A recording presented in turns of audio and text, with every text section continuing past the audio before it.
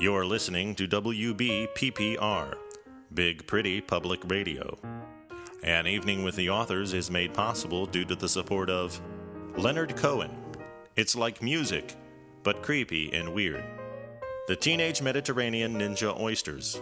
Gyros on the half shell.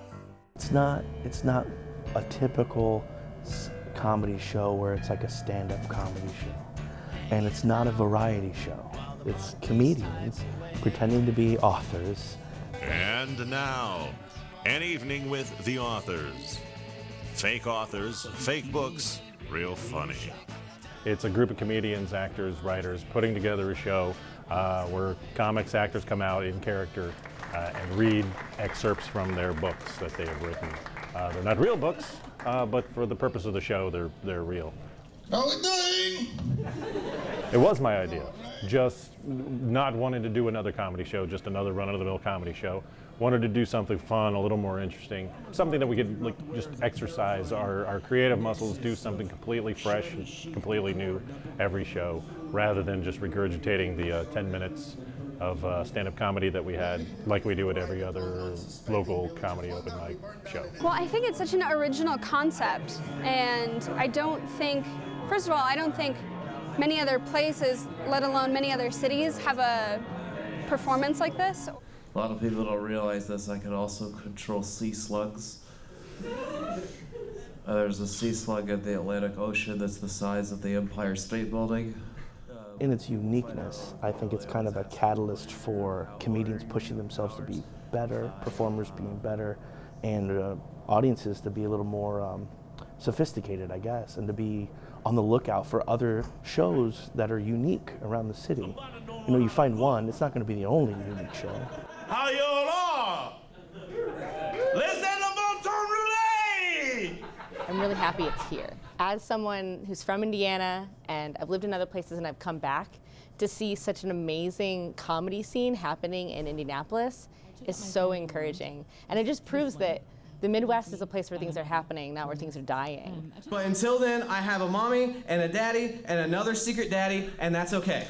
Character work is really what I do and what I've always done, but there aren't a lot of outlets for that. You know, there's stand-up, there's improv, there's not a lot of sketch in Indianapolis. This show has really drawn out a lot of stand-ups, getting them to step outside of their own person and writing through their own voice and challenging themselves to write as other characters and perform. At noon tomorrow, that kid is going to ride by on the skateboard again. Resist the temptation to run out and bark at him. It's definitely helping me do my improv. It's helping me create characters that are just beyond one scene. It's definitely giving me confidence. I've only recently started doing stand-up, and this show and another show are really the things that pushed me to start believing in myself as a standalone comedian. This is definitely one of the shows that encouraged me, and having other comedians here that are like, yeah, you did great, you can definitely do this, really helped me. It encourages me to write something new that's at least 10 minutes long every month. Now that might not sound like a big deal to some people, but for a comedian, that's a lot to ask. For a comedian of my caliber, that's a lot to ask. You know, I can't just crank that out. But this show forces me to do that. An Evening with the Authors is pretty special to me because I studied writing and I wasn't sure I was going to be able to do anything with it. And I always wanted to perform. This is where, you know, confidence comes from. This is where people gave me a chance and clap for me, laugh for me, support me. So this is where I'm building that confidence.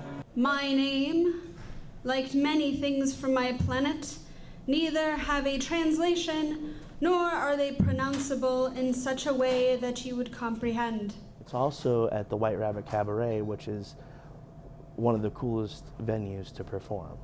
So you can have a drink, you can sit at a candlelit table, and the stage is fantastic.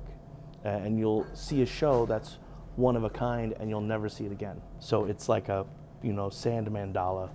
You know, it's gonna be here and then it's gone. It's beautiful. There's no such thing as time. He says, what you printing on Big Bang Theory Town? ND Star was very gracious. They put us out, listed us as one of 5 alternative theater experiences you have to have. Not sure how they're going to enforce it, but that's the wording they used. You have to have it. I don't know if like the DMV comes to your house and does some sort of citation, but you have to have it. And then obviously it was in the Nouveau fall guide of things to do. It was, they raved that it was a recurring event. So I think you should totally check it out. 3 hours and 2 sandwiches into the stakeout, Dixon decided to review his notes. Blurleen had been somewhat vague when she presented him with the case. We're in talks right now of taking the show on the road and teaming up with some promoters in Fort Wayne and maybe Bloomington, Cincinnati, Chicago, where we bring some of our guys, you bring some of your guys, and we present the show in different areas. It's a comedy show, pretending to be authors. We're going to read some funny books. It's going to be a good time. Go get a beer. Definitely get a beer. Buy some drinks. Support the venue, and then sit down and shut up. Seriously.